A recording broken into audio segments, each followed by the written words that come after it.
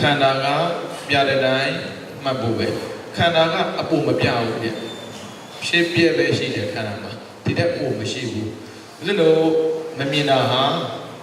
မမှတ်လို့တတိထားပြီးမှန်းနေရင်ခန္ဓာပြတဲ့သဘောတရားမြင်ဖို့မြင်တယ်မမြင်ဆိုရင်ဘုရားရှိတော်ပေါ်မလာဘူးဉာဏ်တော်ဆိုတာပေါ်မလာဘူးရှိလို့မြင်တယ်မြင်လို့သိသွားတယ်သိတော့လွတ်တာပေါ့ဘုရားရှင်ရဲ့နိလန်တိုင်းကျူးစာအထောက်မဲ့ဆိုရင်လည်းကိုကရမှာပါပဲအဲ့ဒါကြောင့်ဘုရားပြောခဲ့တဲ့နေ့တိုင်းကျူးစာအထောက်ပြီးတော့မှတ်တဲ့ကမှာခန္ဓာမှာအပြည့်တွေမြင်တာများလာပြီဆိုရင်ရလာမယ့်ကျုပ်ကဒီအတ္တရဒိဋ္ဌိကိုပွားနိုင်တယ်အတ္တရဆိုတာကမြဲတယ်ဘယ်တော့မှမိစ္ဆာဒိဋ္ဌိဖြစ်တော့ဒါအကျိုးကျေးဇူးတစ်ခုပဲအတ္တရဆိုတာမြဲတာဟုတ်ဗျဘယ်တော့မှမသိဘူးစသည်ဖြင့်ယူတာမျိုးမရှိဘူးတဲ့နှစ်အသက်နဲ့ကွက်တွေ့တာမှုကိုပယ်ဆုံးနိုင်တယ်ဆိုလိုတာကသေမာကိုမကြောက်တော့ဘူးဘာဖြစ်လို့ဆိုတော့ချိန်တိုင်းသေနေလို့သူကလက်တွေ့လေမြင်ရပြီလေဘုရားတော်လက်တွေ့မဟုတ်လို့သေမာကြောက်နေတာဘုရားတော်ဝီထီကိုခြားတဲ့အခါမှာလေပရဏတနာဝီထီဆိုတာရှိတယ်အဲ့မှာသုတိပရိသတ်နေသုတိဆိုတလုံးပဲပရိသတ်နေကတလုံးပဲအဲ့တလုံးလေးကြောက်မှမဟုတ်တော့တိတ်ကြောက်နေတာမျက်စိတမိတ်တွင်မှလေကတိတသိဖြစ်တာလို့တော့မကြောက်ဘူးနာကကတိတသိနဲ့ရုပ်ကကတိ9000နဲ့ဒါပေမဲ့ဘေကဉာဏ်ကိုမြင်တော့တဲ့ပုဂ္ဂိုလ်တရားရတော့တဲ့ပုဂ္ဂိုလ်တရားပါလေအဲ့လောက်ကြီးကိုသိစိတ်မြင်တာလေဗျာအောစေဘယ်လိုကောင်းတဲ့ဉာဏ်မျိုးပဲကျိုးစားရင်ရနိုင်တာပြောတာပါဒါဆို तू ကသေဖို့ကြောက်ပြောဆိုတော့လုံးဝမကြောက်တော့တာလေဘာဖြစ်လို့လဲမသေလဲသေနေလို့အဲကြောင့်နေ့အသက်၌အကွက်တော်မှုကိုပယ်ဆုံးနိုင်ခြင်းအဲ့ဒါကြောင့်လေယောဂဖြစ်တယ်လို့ကိုခံစားရရင်တရားကိုမြင်မြတ်မှတ်ပေးပါယောဂပျောက်တယ်ပြောတော့တခုတော့ရှိတာပေါ့ဗျာယောဂပျောက်နေလို့လာမှန်းလို့တော့ယောဂမပျောက်ဘူးနော်တရားမှန်တော့ယောဂပျောက်တယ်ပဲဖြစ်ပါစေဟောနော်ယောဂသမားတွေကင်ဆာယောဂသမားတွေတချို့ဆယ်ရိုးကြီးကိုဟောတယ်ဘီရင်နဲ့ဒီဆယ်ဟောအရှင်များသုံးလာပဲခံတော့မယ်တနေ့ကြာပြန်လာမသေးသေးဘူးလေခန္ဓာဉာဏ်ရောက်တရားကိုမှတ်တဲ့အခါမှာတခြားမဟုတ်ခန္ဓာရဲ့သဘာဝနားလည်သွားရင်ခန္ဓာကကိုယ်လိုပြန်လိုက်တယ်တနေ့ပြောဆိုတော့ဇေဝိတယုတ်အသက်ပြန်ရှင်းသန်းတယ်အဲ့လိုပြောမှဒါကြောက်ပိုက်နဲ့ပြောတာဉာဏ်ကကံကိုပြန်ပြင်ပေးသွားတယ်အဲ့ဒါကြောင့်သူကသိသိတဲ့ချိန်မှာသိတယ်မသိတဲ့ဘက်နဲ့မသိဘူးအဲ့ကြောင့်ယောဂရှိတယ်လို့ခံစားရရင်တရားမှန်ဖို့မမေ့ပါနဲ့တိုက်တွန်းခြင်းပါတယ်တခုခုနေရာလေးကိုရောက်အောင်လို့ဘေကဉာဏ်ဦးဇင်းတို့မဉ္ဇဉ်ပူဉဏ်ပြီးရင်ပေါ့နော်မဉ္ဇဉ်ပူဉဏ်တော့ဒါအကောင်းဆုံးပေါ့မဉ္ဇဉ်ပူဉဏ်မရောက်သေးတဲ့ပုဂ္ဂိုလ်တွေဘေကဉာဏ်ပြီးတော့ရောက်အောင်ကြိုးစားကြည့်လိုက်ပါတဲ့အသက်မှာမကွက်မှုမရှိဘူးဆိုရင်ကိုယ်အသက်ကိုကိုယ်တွေ့တာမှမရှိတော့ဘူးဆိုရင်သာသမီတွေ့တာလားမရှိဘူးပစ္စည်းတွေ့တာလားမရှိဘူးရှင်းပြအသေးဖြောင်းနေနံပါတ်3နဲ့နေရောညမှာဘာဝနာလုပ်ငန်းကိုအားထုတ်နိုင်ခြင်းနဲ့သူ့မှာနေညဆိုတာမရှိတော့ဘူးအချိန်တိုင်းဟာတရားမှတ်လို့ရတဲ့အချိန်ပဲဖြစ်နေတော့တာတဲ့လေအသက်မွေးမှုစင်ကြဲတယ်တဲ့ဘရောမှာမတရားလို့စိတ်ဝါမရှာတော့ဘူးတဲ့ငါကြောင်းကြပြပါတော့ပဲပြောင်းနေတယ်ဆိုလိုတာ fear and worry စိုးရိမ်စရာလည်းမရှိဘူးတဲ့ကြောက်တာလည်းမရှိဘူးစိုးရိမ်တယ်ဆိုတာကအများနဲ့ပတ်သက်တာအလုံးပြုံးမှာကြောက်ရတာနဲ့ဒါစိုးရိမ်နေတာပေါ့နော်ကြောက်တာကကိုယောဂဖြစ်တာအကြောင်းမှအိုတာအကြောင်းမှနာတာအကြောင်းမှသေမအားရှုပ်ချက်ခတ်နေတာမ မရှိဘူးတဲ့ဗျာပြီးတော့နံပါတ်6ကြောင်းရုံမှုကင်းတယ်ဘယ်တော့ပါတယောက်တည်းနေလို့လည်းဘာမှမဖြစ်ဘူးအများနေလို့လည်းဘာမှမဖြစ်ဘူးသူကအပြစ်ပဲမြင်တဲ့အတွက်လောကကြီးတစ်ခုလုံးဟာဒီတိုင်းပဲငါမှတ်မယ်သူကသူဖြစ်နေပြီးသားကိုခွန်တိခံခြင်းနဲ့သူတို့ကောင်းတရားနိုင်ပျော်မွေ့ခြင်းရှိတယ်တိခံနိုင်လာတယ်ပြီးတော့သူတို့ကောင်းတရားနဲ့နေတတ်သွားတယ်သတ္တာသီလသုတ္တစာကပညာဟိရိဩတ္တပအဲ့ဒီတရား9ပါးနဲ့နေတတ်သွားတယ်ဆိုလိုတာကဗျာဆိုလိုတယောက်တည်းနေလို့ရပါတယ်သူရှိမှငါရှိမှသားရှိမှသမီးရှိမှအမလေးတေကားလေးသူတို့လာမှမဟုတ်ဘူးတဲ့ဗျို့တယောက်တည်းနေတတ်သွားတယ်အခုမရဘူးလေသားလေးရှိနေမှသမီးလေးရှိနေမှအဲ့သားသမီးရှိနေမှဆိုတဲ့လူကသားသမီးကြောင့်ပဲဒုက္ခရောက်ကြတာပဲလေအဲ့ကြောင့်ဘင်္ဂညံရောက်သွားတဲ့ပုဂ္ဂိုလ်ဟာတဲ့တိခံနိုင်စွမ်းရှိပြီးတော့သူတော်ကောင်းတရားနဲ့နေတတ်သွားတယ်တဲ့ပြီးတော့ရှစ်တောเจ้าနဲ့ဘာဝနာလုပ်ငန်းတော်နဲ့မပြောမှုမရှိဘူးတဲ့တောเจ้าမှနေရတယ်ငါတို့ကတောခေါင်တဲ့နေရာမှာနေရမရှိဘူးသူကနေရမရွေးဘူးတဲ့ပြီးတော့ဘာဝနာလုပ်ငန်းမှာပြင်းနေဆိုတာမရှိဘူးတဲ့တရားမကြည့်ကျင်ဘူးဆိုတာမရှိဘူးတဲ့ပြီးတော့ကာမဂုဏ်တို့နဲ့ပျော်ရွှင်မှုကိုနှိမ်နှင်းနိုင်တယ်တဲ့ကာမဂုဏ်ဆိုတာရူပံသတ္တကန္တရတံဟောတ္တပါယောတိုင်မရှိလဲရတယ်တဲ့ရှိမှဖြစ်မှာမဟုတ်ပါဘူးတဲ့မရှိလဲရပါတယ်တဲ့ဒါဘင်္ဂဉာဏ်ကြောင့်ရလာတဲ့အကျိုး10မျိုးပေါ့။အော်ဘင်္ဂဉာဏ်နဲ့ခန္ဓာဉာဏ်ရောက်တရားမြင်ပြီဆိုရင်ဘယ်ဉာဏ်တော့လာတာပေါ့ဗျာ။ဘယ်ဉာဏ်ဆိုတာကြောက်သွားတာဗျာ။သင်္ခါရသဘောတရားတွေဟာကုန်ပြီးပြောင်းတယ်ပြောင်းပြီးချုပ်ပြီးပြန်ပေါ်တယ်မပေါ်ခြင်းနဲ့ပြောလဲမရဘူးမပြောခြင်းနဲ့ပြောလဲမရဘူးအဲ့လိုမျိုးဖြစ်ပျက်တွေနဲ့စုံစိနေတဲ့ခန္ဓာကိုယ်ကိုရမှကြောက်ပါတာကြောက်တဲ့ခန္ဓာကိုယ်အပြည့်မြင်လာတယ်အာဒီနဝါဒါရဲ့အလကားပဲဒီခန္ဓာကိုဘာမှမထူဘူးငါတို့ထင်တာကပြောစရာနှစ်သက်စရာထင်ခဲ့တာတကယ်သူ့မှာရှိတာကဖြည့်အပြည့်ပဲအပြည့်မြင်လာတာဥစဉ်တို့တရားမှမဟုတ်ဘူးတကယ်ချင်းလည်းအပြည့်မြင်ပေါက်လို့မရတော့မိတ်ဆွေချင်းလင်မယားချင်းသားသမီးချင်းမိဘချင်းသူတို့အပြည့်မြင်ပြီဆိုရင်ပေါက်လို့မရဘူးဒီတိုင်းပဲတဲ့ခန္ဓာချင်းလည်းပေါက်လို့မရဘူးရုပ်ခန္ဓာအပြည့်မြင်နတ်ခန္ဓာမထိုက်တော့ဘူးဥစဉ်တို့ရုပ်ခန္ဓာရဲ့အပြည့်ကိုမမြင်လို့နတ်ခန္ဓာထိုက်တာအခုရုပ်ကိုရှုထားတာကိုရုပ်မှာကောင်းတာဘာရှိလဲဘာမှမရှိဘူးအခုလှုပ်ရှားနေတာပြောနိုင်တယ်ဆိုတာရုပ်အသေးတွေအစားထိုးနေလို့ဥစဉ်အစားထိုးမှန်းမသိလို့ကြိုက်နေတာအခုအာဒီနဝအပြည့်ပဲမြင်တော့တာမကြိုက်ဘူးအပြည့်မြင်လာပြီဆိုရင်အခြေတဲ့ပုဂ္ဂိုလ်နဲ့တူနေရတာလေဒုက္ခတစ်ခုပဲဒါပေမဲ့ခွာလို့မရဆိုနေပြီးတာညှိဝေးတာ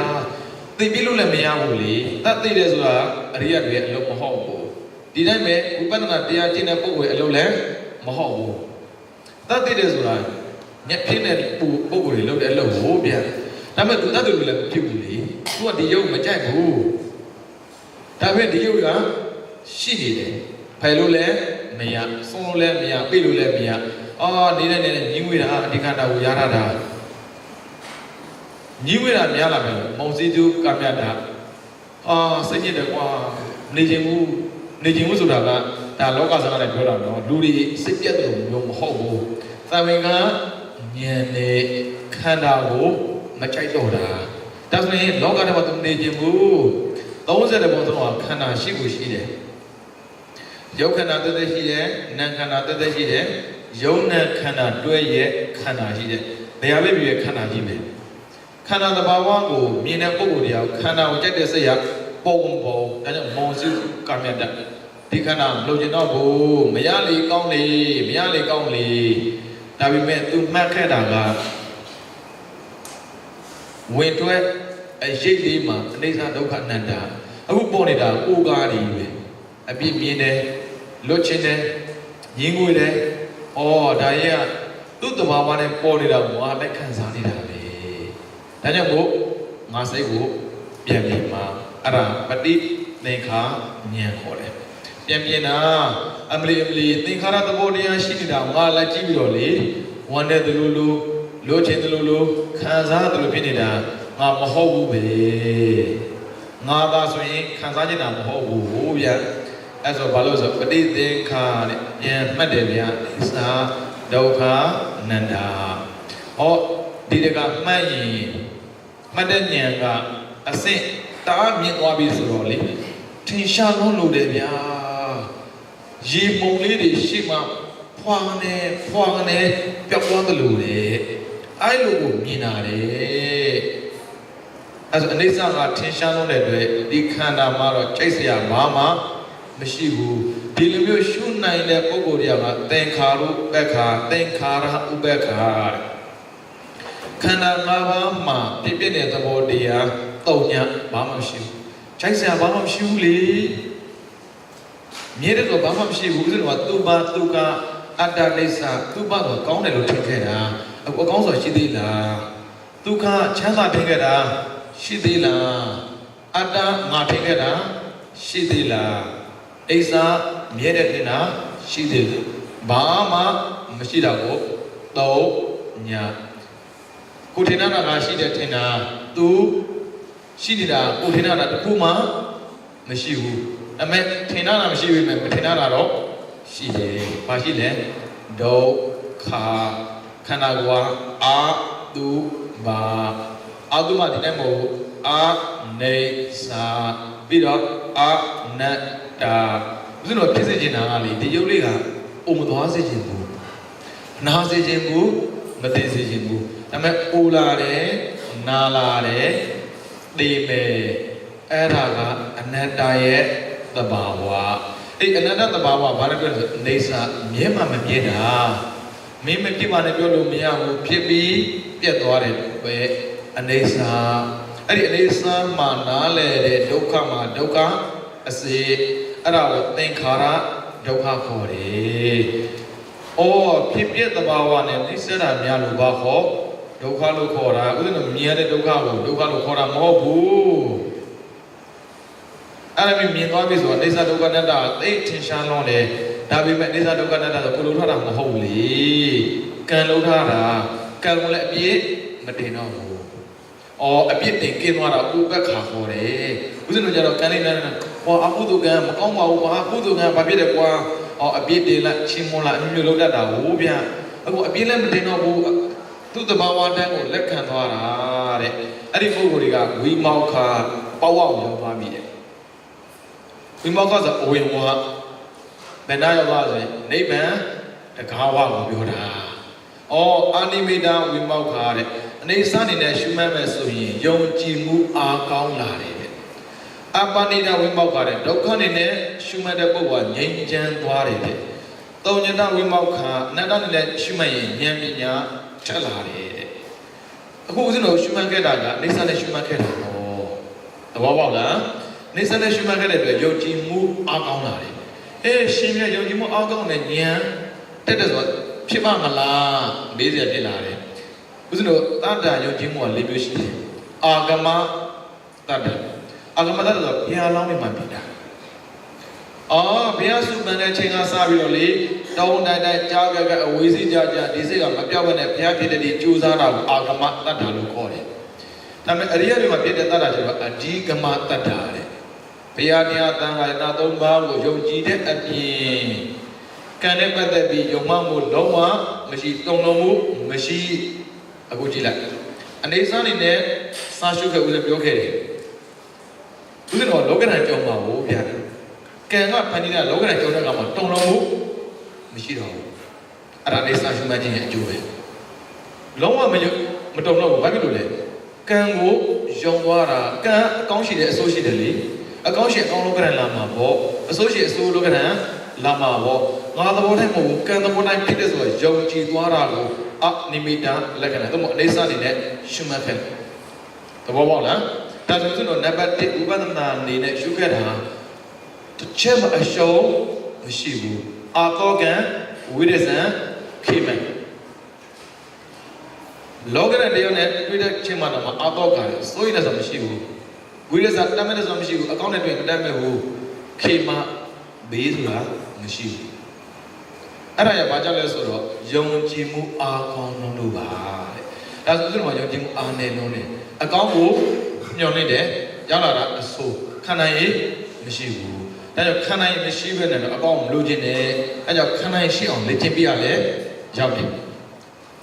သူနေ့ကတော့ကိုပြေးဝလုံးနဲ့ပြောရမှာပေါ့နော်ဦးဇင်းတို့ရန်ကာရောအာထုတ်နေမဲ့အစားသူနေ့တိုင်းအာထုတ်ပြီးဆိုရင်ယုံကြည်မှုအားကောင်းလာတဲ့တွေ့လောကရန်ခံနိုင်ရရှိသွားတယ်လောကရန်မတွေ့ချင်တဲ့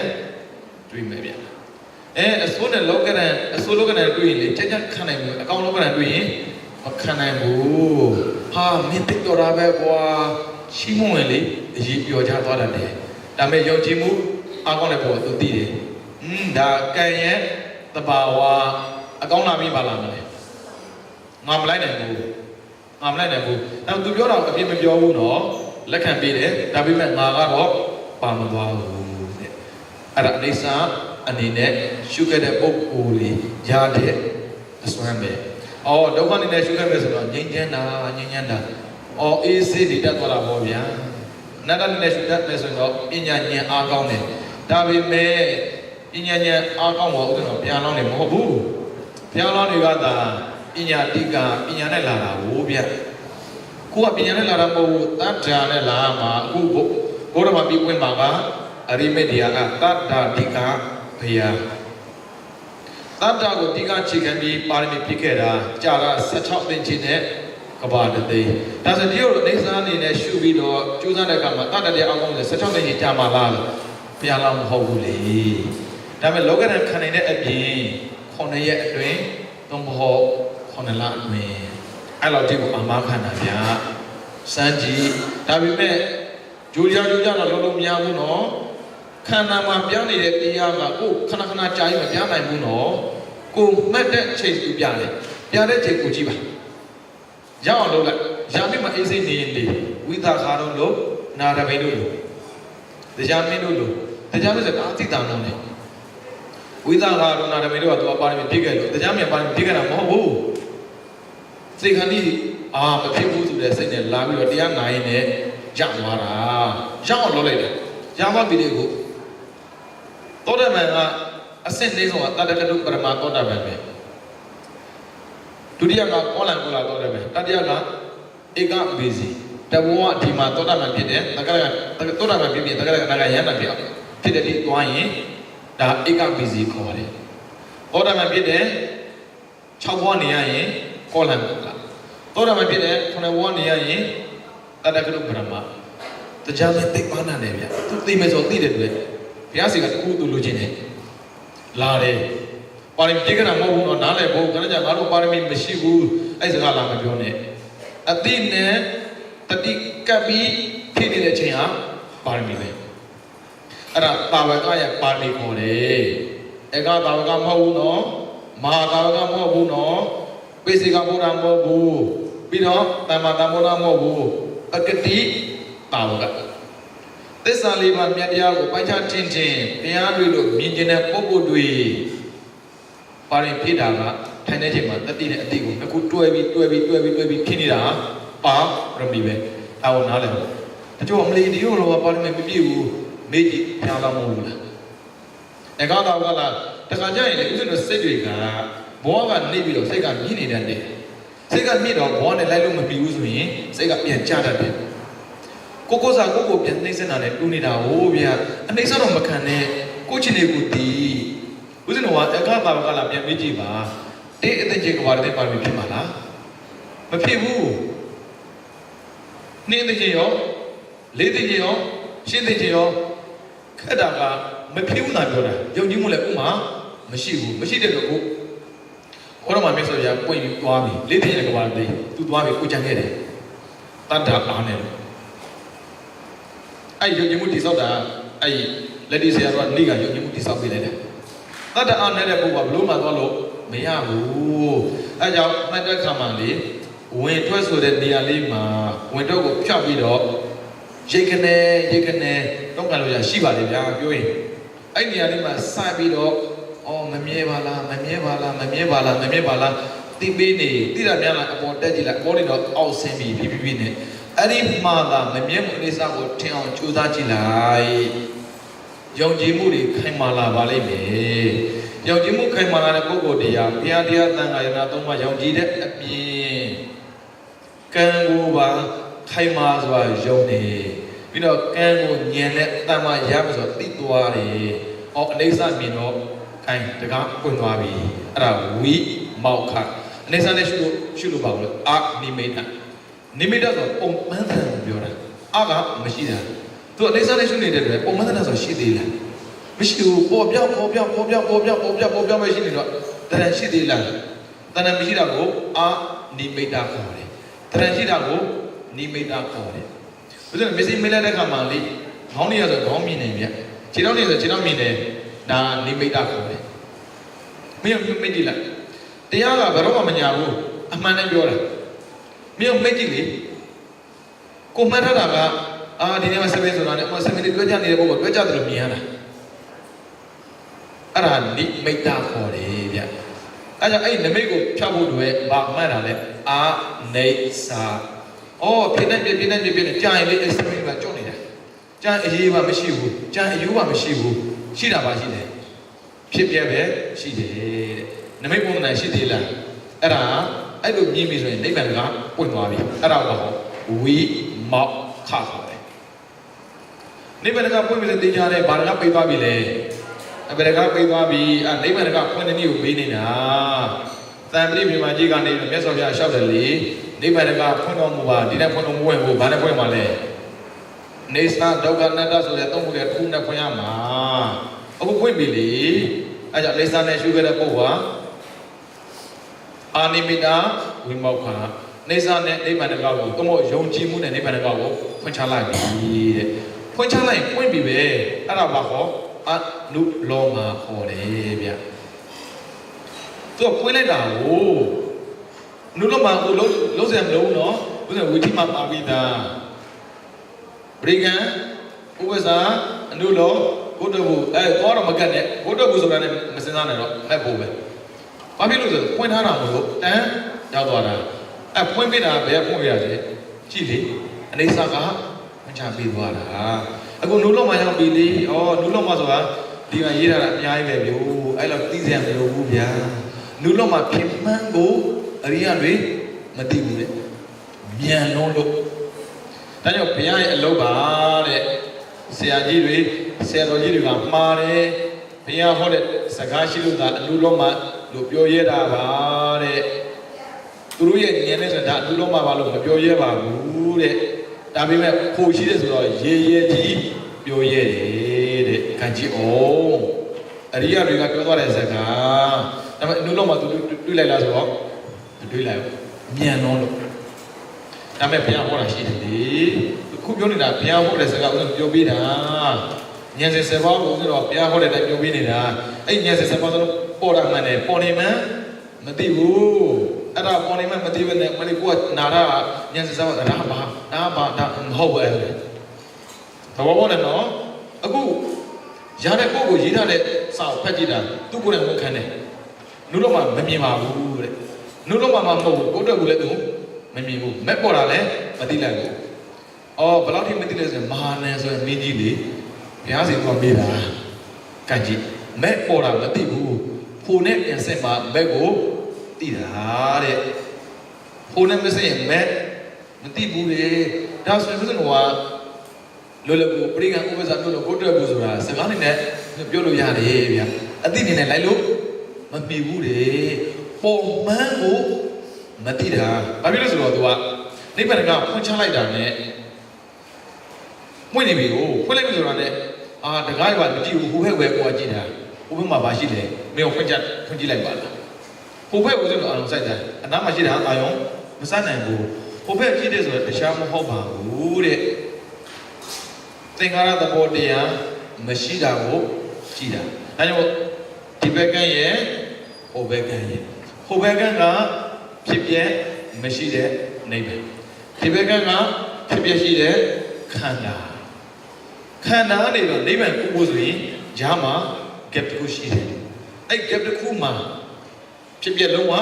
မရှိရဘူးကိုကဘယ်နေရာသွားမှာလဲဖြစ်ပြမရှိတဲ့နေရာကိုသွားမှာမလို့အဲ့ဒီနေရာလေးကို God track ဘူးလို့ခေါ်ပါတယ်သဘောပေါက်လားဒါလာမှာမို့လို့ God track ဘူးကဒါဆိုလူလုံးပါကသိသိတာဘူးဒါမဲ့ဒီဘက်ကပဲဒီဘက်ကရဲ့အစောဟုတ်ပြီနော်အဲ့ဆိုဟိုဘက်ကရဲ့အစကကိုမမြင်တဲ့တွေ့အဆုံးနဲ့အစကိုဆက်ပြီးတာက God track ဘူးဟုတ်ပြီနော်ဒါအလုံးမရပြီဆိုရင်ဉာဏ်ကပြောင်းသွားပြီညာနာဒသနာဝိသုဒ္ဓိတဲ့ရပြီသောတာပတိမေသက္ကတာဂါမိမေအနာဂါမိမေအရဟတမေဆိုတဲ့မဲလေးပါးတို့ဖြစ်တဲ့ဉာဏ်အမြင်စင်ကြယ်မှုကိုညာနာဒသနာဝိသုဒ္ဓိသူဝင်သွားတာကိုဗျာဒါဆိုအနုလောမလို့ပြောရင်ဘုဒ္ဓကိုပါပြီလားအနုလောမတော့သမကတ်နဲ့ဥစ္စာတော့ဇန်ကိစ္စမှာအနုလောမကတ်ရင်တော့ဇန်လာတယ်ပရိက္ခဥပ္ပဇ္ဇနုလောဇန်ဝိပဿနာနဲ့တွားရင်ပရိက္ခဥပ္ပဇ္ဇနုလောဘုဒ္ဓကိုမဲ့ပဲအစင်းသားနဲ့တက်သွားတယ်သူအဲ့ဒါစိတ်တာနိ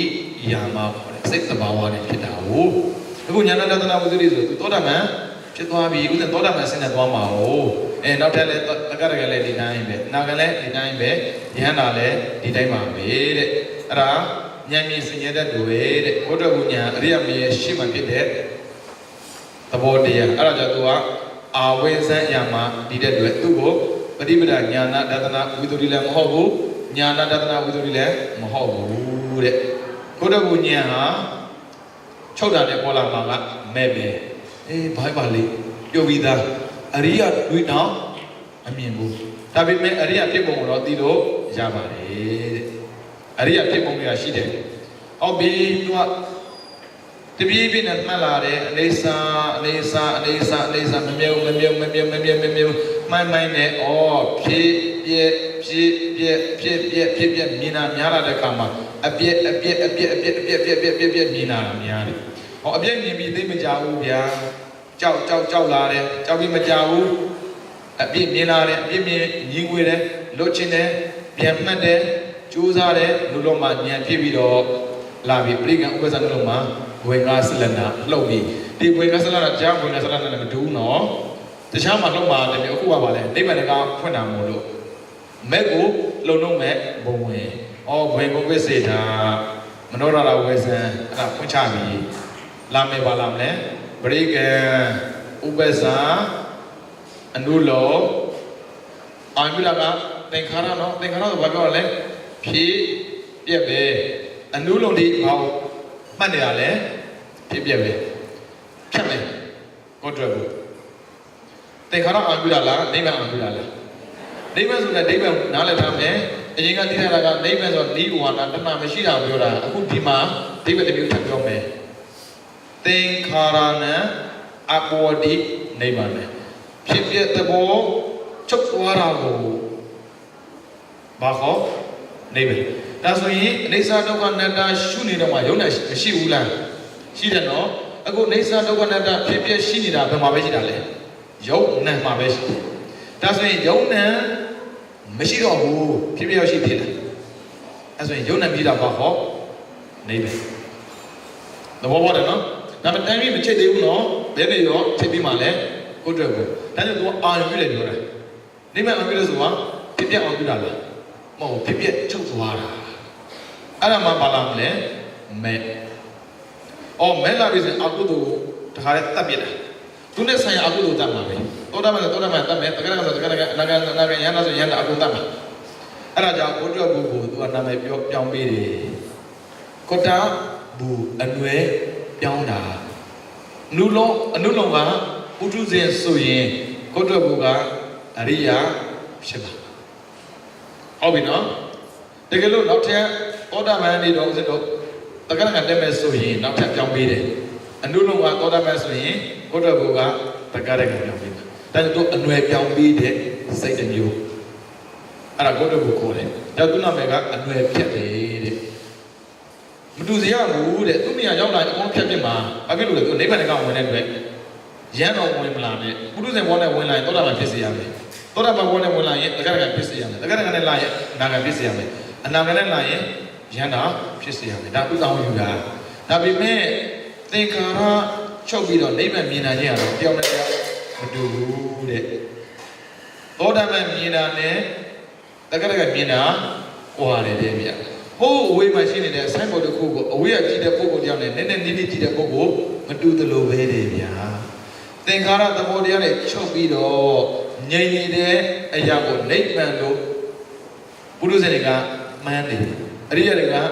မြင်တယ် သောတာပန်တဲ့တက္ကရကံပုံမြင်နေတယ်တက္ကရကံတဲ့အနာဂံပုံမြင်တယ်အနာဂံတဲ့ဉာဏ်တာပုံမြင်နေတယ်ဘလို့မြင်တယ်ဆိုတော့ကိုယ်တိုင်သွားမှသိမှာအဲ့ဒါသူ့ကိုမဲ့ခေါ်တယ်မဲ့က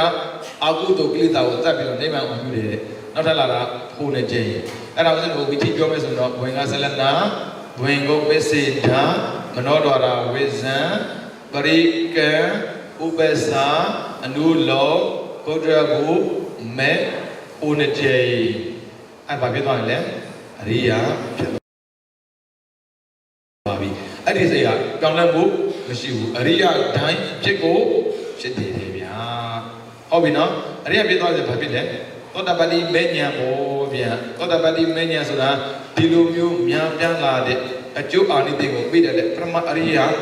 မဲ့ကိုသောတာပတိမေညာလို့ခေါ်တယ်ဘယ်လိုဒီထူးခြားတယ်ဆိုတော့သောတာပန်ဖြစ်သွားပြီဆိုရင်ကြည်တာအချက်လေးချက်တစ်ပညာကိစ္စပိုင်းခြားပြီးဒီပေါ့ပြီဒုက္ခကိုပိုင်းခြားပြီးတည်လူရဲ့လိုလိုကိုပဲဒုက္ခပိုင်းခြားတည်ဆိုဒီလိုသိလက်တာသိပြီဖြစ်မှာမဟုတ်ဘူးအဆက်ဆက်သူလာပရမဇုံသူမှတ်တဲ့နေရာမှာဝင်ထွက်ဆိုတဲ့လေကိုမမှတ်ပဲနဲ့ဖြစ်ပြဆိုတဲ့သဘာဝကိုမှတ်လာတယ်မှတ်လာပြီးသူတပြေးပြီးနဲ့ကြည့်လာတော့တမန်တနာဉာဏ်စပြီးတော့အလိုလုံးကဉာဏ်တည်တာဒုက္ခတွေကြီးတယ်ဘယ်အချိန်မှကြည့်လိုက်ဘယ်ဉာဏ်မှကြည့်လိုက်ဒုက္ခတော့တစ်ခုမှမတွေ့ဘူးရုံမှလည်းဒုက္ခနာမှလည်းဒုက္ခပေါ်လည်းဒုက္ခကြောင်လည်းဒုက္ခဒီလိုမျိုးပိုင်းခြားပြီးသိတာကိုပရိညာကိစ္စလို့ခေါ်တယ်ဗျအခုလိုဆိုရင်စကားနဲ့ပြောတာဟုတ်ဗျအရိယာကျတော့အဲ့လိုကွင်းပိုင်းခြားပြီးသိတယ်အဲ့လိုပိုင်းခြားပြီးမှပါဟနာအကုသိုလ်ပယ်နိုင်တာတဲ့ပါဏကိစ္စအကုသိုလ်ရဲ့အပါယကဒုက္ခအပြီးပယ်တာသောတာပန်ဘာပယ်တယ်တက္ကရာကဘာပယ်တယ်သိရမှာပေါ့နော်ပြီးတော့သစ္စိကရဏတဲ့ဒီလိုတော့သစ္စာကိုမျက်မှောက်ပြုပြီးသားမျက်မှောက်ပြုမှာပေါ့ဘုဒ္ဓဘုပြီးပါလာလဲမဲမပြီးဖို့အဲဘုဒ္ဓဘုရဲ့မဲရဲ့ဖူးတွေကနေဗံကိုအောင်ပြုတာနေဗံအောင်ပြုဆိုရင်ဖြစ်ပြမပါတော့ဘူးဖြစ်ပြမပါရင်သမုဒယသစ္စာနေခဲ့ရတယ်သမုဒယသစ္စာမရှိဘူးဆိုရင်ဒီတော့သစ္စာပေါ်ကိုပေါ်တယ်သစ္စာ၄ပါးပါပြီးသားအဲကြောင့်ဒီနံပါတ်၄ဘာဝနာကိစ္စမကိစ္စကိုပါပြီးသားဆိုလိုတာမဲရပြီးသားဖြစ်တယ်ဒါမှသစ္စာ၄ပါးစုံတာဒါမှသစ္စာ၄ပါးစုံဖို့တဲ့အခြေခံကလေးကအရေးကြီးဆုံးဘာဝနာကိစ္စကိုဖြစ်စေတဲ့မေဃသစ္စာကိုအခြေခံတာအောစေယပြန်ကြည့်ဦးဇင်းတို့နံပါတ်1ပါနံပါတ်1ပါကမေဃသစ္စာကိုအခြေခံတာဒုက္ခသစ္စာချိန်မခံဘူးနော်သဘောပေါက်ဖို့ဒုက္ခသစ္စာကိုသိရမယ်ပြောရဲဆိုအဲ့ဒီသိဖို့အတွက်အခြေခံတာရေကနေပေါ်ပြီးပြောင်းသွားတာကိုမလုပ်ခဲ့တာလေအာယုံပြုပြီးတော့အနေစာလို့သိမပေါက်လားအဲ့ဒါမေဃသစ္စာရဲ့အရေးအယောင်ပဲဘာဝနာကိစ္စဘာဝနာဆိုပွားခိုင်းတာသိခိုင်းတာဒီလိုမျိုးသိတာများလာရင်ပရိညာကိစ္စကိုယ်ကိုယ်ပြပြသိလိမ့်မယ်ဒါကယောဒါကနာဒါကဖြစ်ဒါကပြက်ဘယ်ဟာလဲကြည့်လိုက်ဖြစ်ပြက်ပဲရှိတယ်ဒုက္ခကိုကိုယ်ငနဲ့ကိုယ်နဲ့မြင်သွားရင်ပရိညာကိစ္စပြီးတယ်ဒုက္ခကိုကိုယ်ငနဲ့ကိုယ်နဲ့မြင်မှာတော့ဗျာအဲ့ဒီဒုက္ခနဲ့ပတ်သက်ပြီးဆွဲလန်းနေတဲ့တဏှာရပ်သွားရင်ပါဟနာကိစ္စဆွဲလန်းတဲ့တဏှာမပေါ်တော့ဘူးဆိုရင်တော့သေစီကရဏကိစ္စခက်ချီပိုင်ချက်တော့ဗျာပေါဒီကချုပ်တာဆိုရင်မေဃသစ္စာကိုဒီကချုပ်ပြီးတရားမှတ်တယ်အဲ့ဒါလေးသိအောင်ကျွန်တော်ပြောပြတာဒီနေ့သင်နေတာဒါအဓိကပဲကိုဘာလို့တလဲဆိုတော့သိဖို့လိုတယ်လူတွေကမေဃသစ္စာနဲ့မျက်မှောက်ပြုခြင်းတယ်ဒုက္ခသစ္စာသိရမယ်လို့ပြောတာမှန်တယ်ဒါပေမဲ့ဒုက္ခသစ္စာကိုအရင်မသိနိုင်အောင်မေဃသစ္စာအရင်တန်အောင်တော့အဲ့ကြောင့်သိဆိုပြောတာကိုဘာလို့သိရမှာလဲဒုက္ခသိရမှာလေဒုက္ခသိမှဆိုဒုက္ခရင်မသိခင်မေဃကိုပိုင်အောင်ချုပ်ထားရင်ပေါ်တယ်များကိုသိတယ်ပေါ်တာဘာပဲပုံပါလဲဒုက္ခပဲပုံမှာဒီတဲ့ကိုမပေါ်ဘူးဒါဆိုကိုယ်လက်ထက်မှာဘာရှိနေလဲမေဃရှိနေပေါ်တယ်များကိုလိုလိုကိုသိတယ်သိတဲ့များပိုင်းခြားပြီးသိတဲ့အတွက်ဆွဲလန်းစရာတစ်ခုမှပုံလာတဲ့အတွက်ပါဏကိစ္စပယ်ပြီးသားသဘောပေါက်လားမလီမတခါလဲပါတယ်အဲ့နီးရလေတော်အိုးစရာကောင်းတယ်များဦးဇင်းတို့ညံနဲ့ဦးဇင်းတို့ပါဇက်နဲ့ဘလို့ချီကျူးမှန်းကို မသိဘူးဒီလေးကိုသူတွေ့တာတရားပြီးတဲ့နေရာတော့ဗျာကောင်းတာပေါ့ဥစဉ်တို့ညံနေလိုက်လို့မပြီးဘူးဗျာဥစဉ်တို့ဗမာလူမျိုးဖြစ်တဲ့လူပဲဗမာဆရာတွေတင်ပြပေးတဲ့စာပေဆိုရင်လွယ်လွယ်ကူကူနားလဲတယ်ဘုရားသည်ဗမာနိုင်ငံသားမဟုတ်ဘူးဗမာစကားပြောတာမဟုတ်ဘူးပြီးတော့ဥစဉ်တို့ဘုရားနဲ့တွေ့ခဲ့တာမဟုတ်ဘူးသူကမကရဘာသာစကားကိုတောင်းပြီးတော့ဟောခဲ့တာဖြစ်တဲ့အတွက်ဥစဉ်တို့ဆိုတိုင်းသားပြောမှာပေါ့သူတို့စကားနဲ့ပြောမယ်ဆိုရင်တော့တိုင်းသားသည်ဗမာစကားမောနေအောင်ကျွမ်းနေပါစေဗမာရဲ့အပြုမှုအနေအထားပြောဆိုကိုဗမာလောက်မသိဘူးအခုဦးဇင်းတို့ဘုရားဟောတဲ့တရားကိုကိုယ်တိုင်သိအောင်လုပ်တယ်ကိုယ်တိုင်ရှင်းတယ်ကိုယ်တိုင်ရအောင်လုပ်တယ်ဆိုတော့ပရိယံပฏิပတ်ပရိဝေဒသာသနာတော်ရသိအောင်ကြိုးစားပြီးမှပြန်ရေးတယ်ပရိယံအဲ့ရေးတဲ့မှာပฏิပတ်အကျင့်ကိုထည့်ပေးတယ်ပြီးတော့အဲ့အကျင့်ထဲမှာပရိဝေဒအတိဝါထည့်ပေးတယ်တော့အဲ့ဒီလိုမြန်မာလိုနဲ့ရေးထားတဲ့မြန်မာလိုနဲ့ပြန်သွားတဲ့ဆရာတော်ရဲ့စကားကိုဗမာတရားကြားလိုက်တဲ့အခါမှာလေနှစ်သာရအပြည့်ပါသွားတယ်ဒါပေမဲ့သိတာတော့တူတူပဲနော်ဘုရားလက်ထက်ကရှင်သာရိပုတ္တရာသိကြတာလဲဒါပဲဘေစီကဘုရားသိတာလဲဒါပဲဒီသောတပတိပဲဆိုဘာမှကိုယ်ပြချတာမရှိဘူးပရိညာကိစ္စဘာနာကိစ္စသစ္စိကရဏကိစ္စဘာဝနာကိစ္စတူတူပဲဒါပေမဲ့လိုက်ပုံတော့မတူဘူးဘေစီကဘုရားတို့လိုက်တာတော့လောလောကူပဲအပြင်မှာရှိတဲ့ဥပါဒါရတယောလေးတွေ့ရတယ်သူကရဟနာပြတာပဲသူကတော့အခြေခံတဲ့ပုဂ္ဂိုလ်ကိုဗျာနေ့အသိချင်းနဲ့ကဘာလေးလောက်ထားတယ်ဆိုတော့မြင်တာနဲ့တရားရတာဘာဆန်းနိုင်မှန်လို့ဒါပေမဲ့ဘယ်တော့ကပါရမီဖြည့်ခဲ့မှမသိတဲ့ပုဂ္ဂိုလ်အတွက်လိုလိုကိုရအောင်မေဃသစ္စာကိုမြင်မြင်ဆက်ဆံဖော်ပေးခဲ့တာဗျာအဲ့တိုင်လိုလိုရတာဟိုဗျာအဲ့ဒါကြောင့်ဦးဇင်းတို့သိရသလောက်ပေါ့နော်ဒီလက်ဒီဆရာတော်ရဲ့တပည့်တွေအနာဂတ်အစီအနည်းဆုံးပဲလက်ဒီဆရာတော်တပည့်တွေအနာဂတ်အစီအနည်းဆုံးရှိတယ်ဒါကလူတွေသိတာမသိဘဲနဲ့ဉာဏ်ဖြစ်သွားတဲ့ပုဂ္ဂိုလ်ဘလောက်များလဲဆိုတော့လူမှမသိဘူးဗျဒါဆိုရင်လက်ဒီနီနိုင်လုံးရင်ရောမရနိုင်ဘူးလားအဲ့မဲ့လက်ဒီလေးလို့ဆိုပြောပြီးမယ်ဥစ္စာပြန်ညှိပြပြီးပြီနော်ဝိသုဒ္ဓိမဲ့ဘုရားရဲ့စာနဲ့ညှိပြပြီးပြီသူရဲ့အဆင့်ကိုကြည့်လိုက်သူနေ့လို့ပြောပြီးမယ်သောတာပတိမဲ့ကိစ္စလေးချက်မှာဘာကိစ္စလုပ်ရလဲဘာဝနာကိစ္စနဲ့လုပ်ရတာပရိညာကိစ္စနဲ့ပြောရင်ဟောဒီပရိညာနဲ့ပြောရင်ပရိညာပုံမှန်ဆုံးချုပ်ထားတာနိဗ္ဗာန်ဝင်တဲ့အပေါင်းနဲ့ကြည့်မယ်ဆိုရင်အိဋ္ဌာနဲ့ဖွင့်ထားတာသဘောပေါက်လား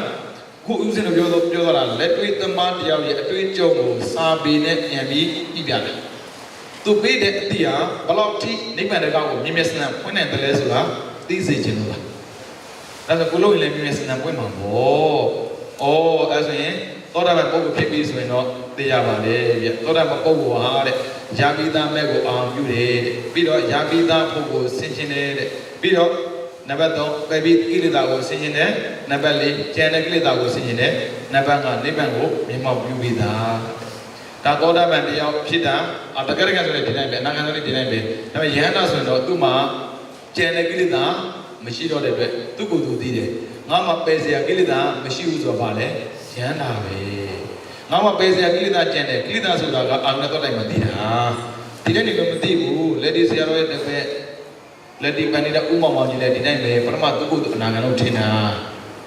ဘာကြောင့်လဲကာမရာဂမပေါ်လို့ဘုရားစာပြီးမှပါပြီးသားကိုဗျအနာဂတ်ကကာမရာဂမပေါ်ကာမရာဂဆိုမြင်ပြနံစာထင်နဲ့ပတ်သက်ပြီးလှုပ်ရှားမှုမရှိဘူးလို့ပြောတာဒုက္ခမြာဗျာတောတော့မှနေရာကြာတော့လေမိမမြင်တာဘာစိတ်မှမပေါ်ဘယ်မိမမြင်ဘာမှမပေါ်အတုကုတုအနာဂတ်လို့ထင်တာတတိယဘုပြောတာရပိလမဲ့ကိုအောင်ပြုတာတော့ပယ်တဲ့ကိလေသာကိုဆင်ခြင်တာတော့ဟာအောင်နဲ့မတွေ့ရင်မသိတာဘူးအောင်နဲ့တွေ့မှသိတာလားအဲ့ဒါနဲ့မဖြစ်တော့ပါဘူးလေသူတတိဆယ်တော့သွားပြီးတော့သူတပည့်သွားတွေ့တာလေတော်ထဲမှာသွားတွေ့တော့ဗျာကိုင်းငါတို့လမ်းလျှောက်သွားအောင်အဲ့ခေတ်ကဘလောက်များတော့ကြလားမသိပါဘူးဆိုတော့မြန်မာနိုင်ငံကအခုကတော့ရှာသွားတာအရင်ကတော့တော်ပေါ်ပုံရတယ်လမ်းလျှောက်သွားရင်းနဲ့ဗျာတောစင်ရိုင်းအုပ်ကြီးပြီးလာတာနဲ့တော့တိုးတာတဲ့တကယ်ပဲလားမလားဘူးမသိတယ်တကယ်ပဲလားဆိုတာတခြားမဟုတ်ဘူးနော်အခုရေးခဲ့တဲ့စာပေကတကယ်တောစင်ရိုင်းကတကယ်တောစင်ရိုင်းပဲလားတော့မဟုတ်အဘိညာဉ်နဲ့များဟန်စင်းထားတဲ့တောစင်ရိုင်းလားဘယ်သူမှမသိဘူးသိကြတော့အနာဂတ်လို့ထင်တဲ့ပုဂ္ဂိုလ်ကတော့တ တစ်ပင်ပေါ်ရောက်နေတာအပြည့်ထွက်လာတယ်အာယုံနဲ့တွေ့တာโอ้အာယုံနဲ့တွေ့မှကိုမကိလေသာกินသလားမกินဘူးဆိုတာသိတာဒုဆိုပြန်တောင်းမှန်တယ်အော်ဒီရောအနာဂံမဟုတ်သေးပါလားဆိုတာအခုသိရပါပြီဗျာသိရပါပြီဗျာဆိုဘာလို့မဆက်လုပ်ပေါ့ဘာကြောင့်လဲဆိုတော့ဒီတိုင်းနေတဲ့ခါမှာကိလေသာกินတဲ့ထင်ကြီးမမှတ်ရင်ရှေ့လို့သောတပန်တရားနေထိုင်တော့တက္ကနာမဖြစ်ဘူးတက္ကနာတရားနေထိုင်တဲ့အနာကမဖြစ်ဘူးအဲ့ဒါကြောင့်တရားကဆက်ရှုရတာကြီးပဲတရားမရှိမြအောင်သောတပန်တရားကတက္ကနာပြည့်ချင်းနေဆိုရင်တော့သူကလွယ်တယ်ဗျဥရိယပြည့်ကျင်စားတယ်တမတနာမလို့တော့သူဖြစ်ကြောက်ခဲ့ပြီလေဟုတ်တယ်မလားဒါကြောင့်ကိုပေရတဲ့ကိလေသာကျန်တဲ့ကိလေသာသူတိကိုသိတယ်စင်ချင်းပေါ့လေမစင်ချင်းမသိဘူးအော်အဲ့လိုမျိုးမဉ္ဇဉ်ပေါ်ပြီးဆိုရလာတာကဒီတန္တရာဝစင်ရဲ့သမုဒ္ဒရာရေကိုခန်း6စေတယ်ခဏမို့တော့ခန်း6စေတယ်ဒါကြတဲ့ပြင်တာပေါ့ပါလေ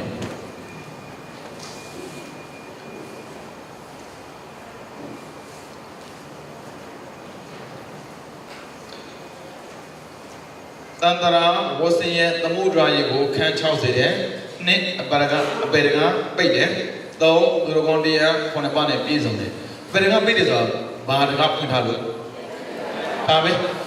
ဒါကြောင့်မို့နိဗ္ဗာန်ကမဖွင့်သေးပဲနဲ့သူအနေအစတကယ်မထင်သေးပဲနဲ့တော့ခတိတွေမနေနဲ့ပြောမသိရဘူးနိဗ္ဗာန်ကမဝင်သေးလို့သူအာနိမိတဝိမောက္ခဆိုပြောခဲ့တယ်မပါတယ်မလားဝိမောက္ခဆိုပါလေတကားဝါအာနိမိတကအိစာရှုဖို့ရောက်သွားတာတကားကိုဖွင့်ပြီးမှဆိုတပြင်းချတကားမဖွင့်သေးပဲနဲ့တော့တပြင်းသွားမချနဲ့ဗျာကြောင်းသွားမှာဆိုအခုကြည့်နံပါတ်1မှာအပေကပိတ်သွားတယ်ပိတ်မှာပေါ့နိဗ္ဗာန်ကပွင့်တယ်နံပါတ်3သူတော်ကောင်းတရား9ပါးနဲ့ပြည့်စုံသွားတယ်အာဟုဆိုမဖြစ်မို့ဖြစ်တဲ့တော့သောတပန်ဒါမဲ့ဖြစ်တာနဲ့ရှက်တဲ့အတွက်ဖြစ်မှန်းတန်တည်တာနံပါတ်4မိစ္ဆာမဲ့ခင်10ပါးဆိုတဲ့လမ်းမကိုပယ်ဆုံးတယ်မိစ္ဆာမဲ့ခင်10ပါးဆိုတာမိစ္ဆာတိတိမိစ္ဆာသင်္ကပ္ပပါပဲမိစ္ဆာဝါမအကုန်လုံးသွားပြီးတော့နံပါတ်5ဘေးရန်တော့မှလည်းငြိမ့်တယ်ဘာအန်တွဲမှမရှိဘူးနံပါတ်6ဗုဒ္ဓမြတ်စွာရဲ့တပည့်သားအစစ်ဖြစ်တယ်ဒါအာထာပုရိသပုဂ္ဂလာဧတာဘဂဝါတော်ပါဝကတံပေါ့ပြီးတော့နံပါတ်9ယတနာ3ပါးမှာသက်ဝင်ယုံကြည်တယ်အဲ့ဒါနံပါတ်1ရှုတဲ့နည်းဟုတ်တယ်မလား16နှစ်သွားမယ်ဆိုတော့သွားမှာပဲအဲ့ဒါနဲ့ဟိုသောတာပန်ဖြစ်သွားပြီထားလိုက်ဖြစ်ပြီနော်စာထဲမှာဖြစ်တာအခုနံပါတ်1ပြီးသွားမယ်ဝိပဿနာရှုနည်းနဲ့ပရမဇုံတဲ့နှစ်ခုအလယ်မှာဘာထားပါလဲဒါပဲဒီတစ်ခုပဲကွာတယ်အခုတင်းတဲ့နေ့ကိုကျွန်တော် compare လုပ်မယ်တစ်ကဘယ်မှာထားတာစိတ်ကိုဒီမှာမဟုတ်ဘူးနော်နာတိကောဆိုလွဲမှာဆိုလို့နာတိကောမဟုတ်ဘူး तू ကရိတ်ကနေသွားတဲ့နေရာလေးမှာထားမှာနာတိကောဆိုတိုက်သွားမှာဆိုလို့တိုက်နေကြတဲ့တင်တရားရဖို့မလွယ်ဘူး तू တိုက်တာမလို့ခြင်းဘူးရိတ်ကနေမင်းစမ်းကြည့်လေဝင်နေတာပဲရေကနေဖြစ်ကိုဖြစ်တယ်တိုက်တဲ့နေရာမဟုတ်ဘူးနော်မမားစင်းနဲ့နော်ရိတ်အဲ့ဒါမှ तू အိဆာဖြစ်မှာဟိုတော့မဖြစ်ပြမြင်ပါလေသဘောပေါက်တယ်နော်ရိတ်ကနေပြသွားတာကိုဘာလေးမှန်းပါလေအိဆာမမြဲဘူးမှန်းအဲ့နေရာမှာမှတ်တိုင်းပေါ်တာနဲ့မှတ်ပြီးသားမှတ်တာနဲ့ပေါ်အဲ့ဒါမျိုးသိနေပြီဆိုမှဘာပြောင်းပါလဲထိတ်အဲ့ဒါနံပါတ်1နီးနံပါတ်2ကဘယ်မှာလဲစားချက်ပါလဲငကူလေအားမမစင်စားနဲ့ငကူလေဝတ်ထားစိတ်ကိုဒီမှာပဲပို့ကျန်တဲ့အားတော့တူတယ်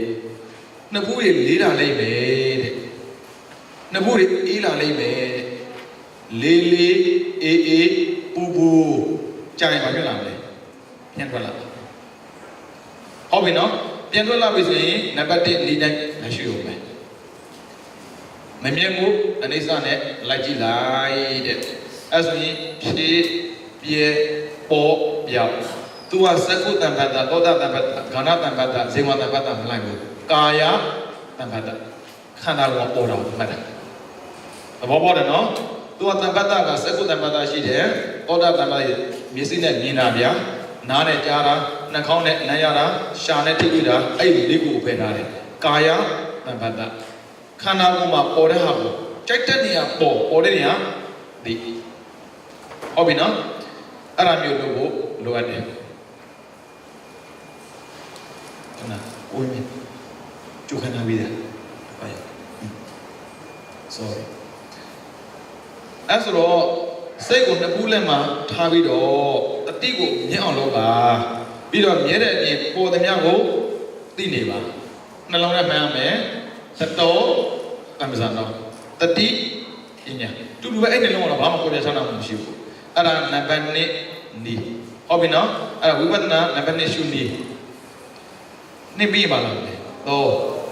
မြင်တယ်ဗျတော့တာမှဖြစ်ပြီးသားဘူးဗျတော့နေရာရောက်တာကိုမှတ်ဖို့ပြောတာက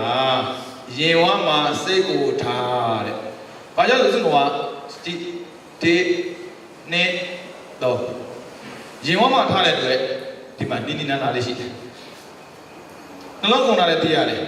လေရှူတာလည်းတွေ့ရတယ်တိတ်မှန်တယ်လေဟုတ်ပြီနော်သဘောပေါက်လားလေရှူရင်လည်းပဲရင်ကိုပြတ်တယ်ပြီးတော့နှလုံးကုန်ရင်လည်းပဲရင်မှာတိတယ်အဲ့သူထားတယ်လေအပေါ်ဆုံးအထင်ရှားဆုံးဟုတ်ပြီနော်အဲ့ဒီမှာရင်ဟောင်းမှာစိတ်ကိုထားပြီးတော့တဲ့ထွက်တဲ့ဝင်တဲ့တွေရဲ့တတိကြောင့်တဲ့ယောမှုတင်းမှုဟောတတ်တာခံကြည့်လိုက်ကာယအဖက်ကပဲခန္ဓာကိုယ်မှာတင်းတာမင်းစက်ကြည့်လေအသက်ရှူတဲ့ခါမှာလေရောတာတင်းတာမရှိဘူးလားအဲ့ဒါကိုအာရုံစပ်ပြီးမှတ်ပါတဲ့ဒါပေမဲ့အဲ့ဒီနည်းနဲ့မှတ်မယ်ဆိုရင်သူ့မှာမှတ်ချက်ရှိတယ်ဗျအဲ့ဒီနဲ့မှတ်မဲ့ယောဂီပုဂ္ဂိုလ်အနည်းဆုံး2 နာရီအပြည့်လို့လဲဆိုရင်ဉာဏ်သိကောင်းပြီးတော့မြန်ဆန်တရားရလို့သူကထင်ရှားတော့လို့အဲ့ဒါကြောင့်သူဒိဋ္ဌံရမယ်အဲ့ဒိဋ္ဌံတဲ့အခါမှာ2 နာရီထိုင်မယ်ဆိုတဲ့ဒိဋ္ဌံအပြင်တဲ့အတိတ်ဘဝမှာများစွာကလုပ်ခဲ့တဲ့ကုသိုလ်သည်အခုမဲဉဏ်ရဲ့အကြောင်းသာဖြစ်ပါစေမတူးနော်ခုနကလည်းတိတို့နေတို့နဲ့မတူးနော်တော့ကမြန်လို့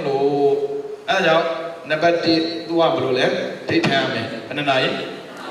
2 နာရီဟုတ်ပြီ2 နာရီအပြင်ဒိဋ္ဌံဒါလောက်တော့မှာဘူးဒါပေမဲ့အထောက်ပံ့ဆိုတာလိုအပ်တယ်ဘုရားနဲ့တွေ့ကြတာပဲပစ္စကဘုရားနဲ့တွေ့ကြတာပဲဘယ်သူနဲ့တွေ့ကြတာလဲကိုမသိဘူးအပရာပရိယဝိနည်းကံပေါ်တာပေါ့နော်ဒါကြောင့်ဘဝပေါင်းများစွာကလုပ်ခဲ့တဲ့ကုသိုလ်များသည်မဲဉဏ်ရဲ့အကြောင်းဖြစ်ပါစေအဲ့ဒါစန္ဒခေါ်တယ်အဲ့ဒါစူတောင်းတယ်ပေါ့ဗျာအဲ့ဒါမျိုးလုပ်ပါတဲ့အော်နောက်ထပ်ကြံသေးတယ်မပြီးသေးဘူးတကယ်လို့များပေါ့နော်မဲဉဏ်ဘုံဉဏ်ရတော့ခက်မဲ့ဆိုရင်နိဗ္ဗာန်ကိုတဏှာဣတိအောင်ယူပြီးနေမယ်ဆိုတဲ့အဋ္ဌံရှိရမယ်ရမယ်နော်အဲ့ဆိုစုစုပေါင်းက3 နာရီရှိရမယ်2 နာရီတိတိထိုင်မယ်တကယ်လို့အဲ့2 နာရီတွင်းမှာသောတာပန်ဖြစ်မယ်ဆိုရင်တဏှာတိတိနိဗ္ဗာန်အောင်ယူပြီးနေမယ်ဘာနည်းနဲ့လဲရင်ဝါမှာထားပြီးမှတ်တဲ့နေ့ကျန်တဲ့အတူတူပဲရင်ဝါမှာမှတ်တဲ့ဖောင်းနဲ့ပိန်တယ်ပေါ့ဒါဒီမာစီဆရာတော်နေ့ပြောတယ်ဖောင်းနဲ့ပိန်တယ်တကယ်တော့ရော့သွားတာတင်းလာတာရော်သွားတာတင်းလာအဲ့ဒါမှတ်နေမပူနဲ့ရော်သွားတာတင်းလာတာကမမြဲမှုအိစာကိုပြပေးတာသို့မဟုတ်အိုရိယာဖေးရတက်ပြပေးတာဝိရှားစရာမလိုဘူးဖြစ်ပြီးပြဲပေါ်ပြီးပြောပါမနေဘူးလားမြဲမှုရှိလားတခါလေတက်ပြပေးတာ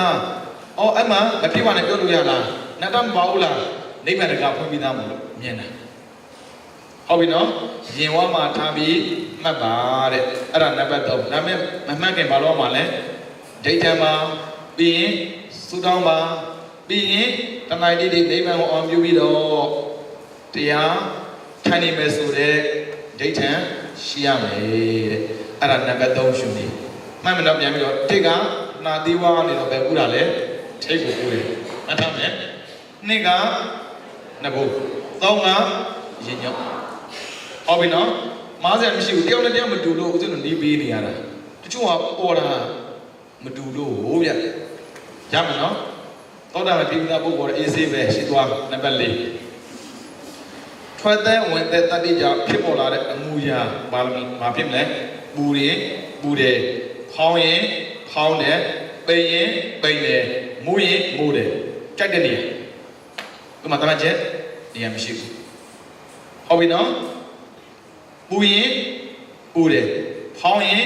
ဖောင်းတယ်ဒါပေမဲ့ပူတယ်ဖောင်းတယ်အဲ့လိုမရဘူးနော်ထင်ရှားစွာပေါ်တဲ့နေရာပဲမဲ့နည်းနည်းခတ်သွားတယ်ဖမ်းတာခက်တယ်ကိုယ်တော့ခက်တာပြတတိအားကောင်းတဲ့ပုဂ္ဂိုလ်ကမခက်ဘူးဟုတ်ပြီနော်အဲ့ဒါကိုယ်သဘောပေါက်သလိုမှတ်နိုင်ပါတယ်အဲ့ဒါနံပါတ်၄ရှင်နေဟုတ်ပြီနော်နံပါတ်၄ပြင်ပါလားမယ်နံပါတ်5တိကခက်ဆုံးပဲနံပါတ်5အာနာပါနရှင်နေတိုင်းတဲ့ဝင်လေထွက်လေ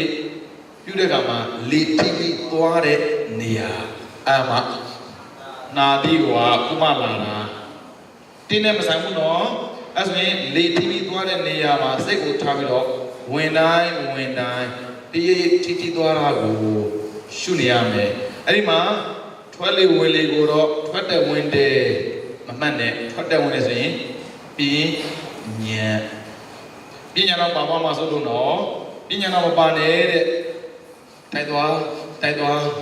ဝင်လာပဲပြေထွက်တာပဲတိုက်သွားတာအဲ့ဒါလည်းကာယတန်ခတ်တာပဲခန္ဓာကိုထိနေတာအဲ့လိုထိနေတာများပြီဆိုရင်ပူတာလည်းပေါ်လာနေတယ်အေးတာလည်းပေါ်လာနိုင်တယ်ကြိုက်တာလို့ပေါ်တာကိုမှန်ဥသဘောပေါက်တော့မှန်တဲ့အဲ့ဒါနံပါတ်5နေပေါ်နံပါတ်6ကအာနာပါနဘုဒ္ဓနာနည်းနဲ့စတင်ရမယ်ဒါပေမဲ့အသက်ပြင်းပြင်းရှူစရာမလိုကြာရင်ညောင်းလာတတ်တယ်တဲ့ဒါကြောင့်မို့မိနစ်30သို့မဟုတ်တနာရီမှတ်မယ်လို့ဒိဋ္ဌံထားရမယ်လုံးဝမပြင်းအောင်မိနစ်30ဆိုမိနစ်30အတိမပြောင်းနဲ့တနာရီဆိုတနာရီအတိမပြောင်းနဲ့နောက်တစ်ချိန်ထိုင်တဲ့အခါမှာလည်းပဲနည်းနည်းတူသွားတော့ပထမတစ်ချိန်မိနစ်30ဆိုရင်ဒုတိယတစ်ချိန်ကနောက်တစ်15မိနစ်တွင်း45ရောမသွားရဘူးအပတ်ချောင်းကြီးကတိုးလာတယ်ဟုတ်ပြီနော်မနိုင်ရင်အဲ့ဒီသွားမလို့နဲ့မှတ်တာတော့ဒါပဲဒိဋ္ဌံပေါ်သွားတာပဲ30နေတော့45နေတော့60နေတော့85တက်သွားမယ်ဒါပေမဲ့မှတ်တာကတော့တူတူပဲနော်ဟုတ်ပြီနော်အာနာပါနဘုဒ္ဓနာနည်းပဲမှတ်တာတော့ဒါပဲဒါပေမဲ့ကောင်းသွားတာကနာရီကောင်းသွားတာနောက်တစ်ချိန်ထိုင်တဲ့အခါမှာလည်းတူပြီးထိုင်ရမယ်ကြာထိုင်လို့ညောင်းလာခဲ့မဲ့ဆိုရင်ညောင်းတဲ့နေရာကိုစိတ်ပြောင်းပြီးရှူသူကတော့ပြောင်းဝင်ပြီးတယ်မတူတဲ့ချက်ကသူကပြောင်းလို့ရတယ်ဖောင်းနေတဲ့မှာနေရာမှာလည်းညောင်းရင်ပြောင်းဟုတ်တယ်မလားပိန်နေတဲ့မှာနေတာမှန်တယ်ညောင်းရင်ပြောင်းဒါပေမဲ့ပြောင်းရင်တော့ဒီအဲ့မှာမဟာစီဆရာတော်ဒီလေးကထက်ကြည့်လိုက်မပြောင်းခင်ပြောင်းခြင်းစိတ်ပေါ်တယ်ပြောင်းခြင်းလို့မှန်ပြီးမှပြောင်းဟုတ်ပြီနော်အဲ့ဒါဝိပဿနာရှင်ကြီး6ပေါ့အဲ့မှာဝေဒနာတွေကလှုပ်လို့ရွာတော့သဘောလေးတွေကိုတဲ့အာရုံစုစိုက်ပြီးရှူတဲ့အဲ့ဒီတည်းမှာတစ်ခါလာမယ်ဝေဒနာအကြီးတဲ့မှာပါလဲဝေဒနာအသေးလေးတွေတွေးလိုက်မယ်တဲ့ဒီနည်းကသိစိတ်လုံးတယ်ကြီးရနေတော့ပြီးသေးသွားတဲ့ဒီရှူရမှာအခု6နေ့တည်းမှာဘယ်နည်းအလွယ်ဆုံးလဲဆိုတစ်ကအလွယ်ဆုံးဖြစ်မှာပေါ့သူအကြိုက်ပြောထားတာကိုဟုတ်တယ်မလားပြီးတော့နံပါတ်9ဒါတော့ဈဉ္ဉံသွားတဲ့အခါမှာဦးဇင်းတို့ကလျောင်းထိုင်ရက်သွားခုနကထိုင်တယ်အခုကသွားတယ်ဈဉ္ဉံသွားတဲ့အခါမှာခြေတော့အစုံရက်လိုက်ပါသူကအစုံရက်ခိုင်းတယ်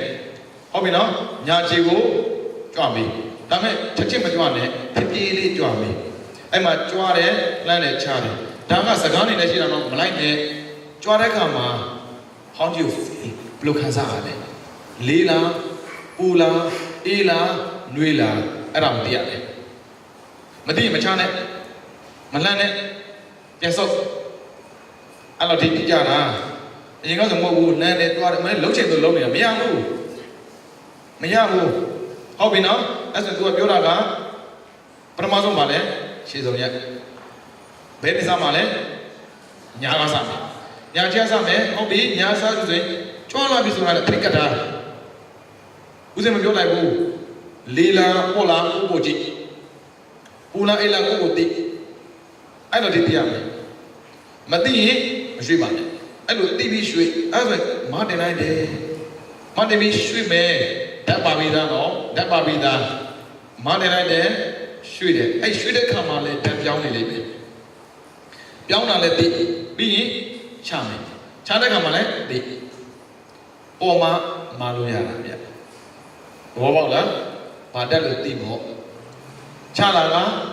လေးလို့ရလားရွှေ့သွားတာကလည်းပဲပေါ့လို့ရမယ်နော်ပေါ်ရင်ပေါ်တယ်လို့သိလေးလို့သိချတဲ့ခါမှာမြေကြီးကိုချလိုက်ပြီ